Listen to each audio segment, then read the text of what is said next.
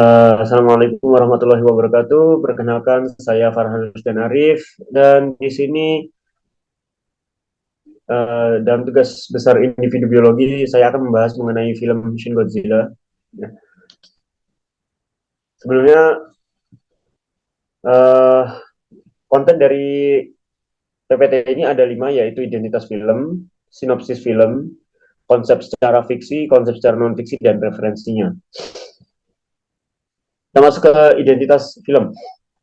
Identitas film ini singkatnya, film ini disutradarai oleh Hideaki Anno dan Shinji Higuchi. Film ini dibuat pada tahun 2016 oleh Toho Pictures, dan film ini itu terinspirasi dari bencana nuklir Fukushima, Daiichi, dan gempa bumi 2011, Tohoku, dan tsunami. Ya. Lalu selanjutnya ada sinopsis atau cerita singkat. Film ini itu menceritakan tentang munculnya seekor makhluk yang besar bernama Godzilla, atau versi Jepangnya itu Gojira.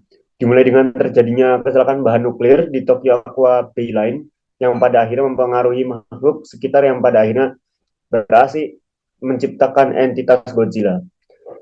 Beberapa lama setelah kecelakaan itu, Godzilla pun segera menunjukkan dirinya dalam form yang pertama dan bergerak menggeliat pada distrik Kamata. Bisa dilihat seperti gambar yang ada di atas. Namun tak hanya sampai di situ, entitas ini mampu berevolusi ke form-form berikutnya hingga akhirnya membesarnya masalah ini sampai Amerika turun tangan untuk menghabisi monster ini.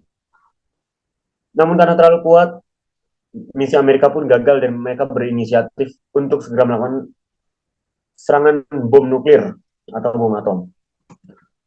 Dari keputusan itu, tim Yaguchi atau dari pihak Jepang segera menemukan bahwa sirip dan darah Godzilla ini bekerja sebagai sistem pendingin dan berteori bahwa melalui penggunaan agen koagulasi, mereka bisa memicu reaksi dan mengakibatkan Godzilla untuk membeku.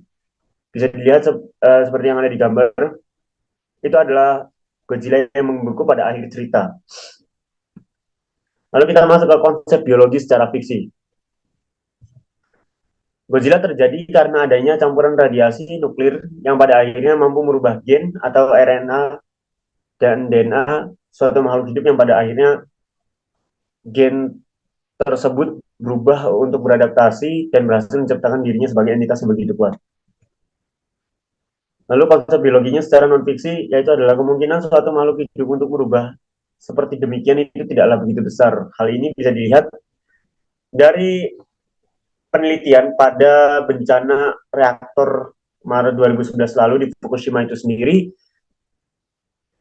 Para peneliti meneliti kupu-kupu ya, yang dimana setelah bermetamorfosis larvanya berubah menjadi kupu-kupu yang justru memiliki kecacatan seperti bentuk yang tidak normal, sayap yang lebih kecil, dan mempunyai kelainan pada matanya. Maka dapat disimpulkan ya, bahwa bukannya menciptakan entitas seperti Godzilla, malah terjadi kecacatan akibat paparan bahan nuklir atau bahan kimia. Namun apabila membicarakan mengenai adaptasi, hal tersebut bisa jadi terjadi seperti pada daerah Chernobyl yang ditemukan adanya katak berwarna hitam sebagai bentuk adaptasi hewan terhadap paparan radiasi nuklir. Lalu untuk referensinya, saya menggunakan beberapa website untuk mempelajari mengenai bagaimana efek nuklir terhadap makhluk hidup di sekitarnya.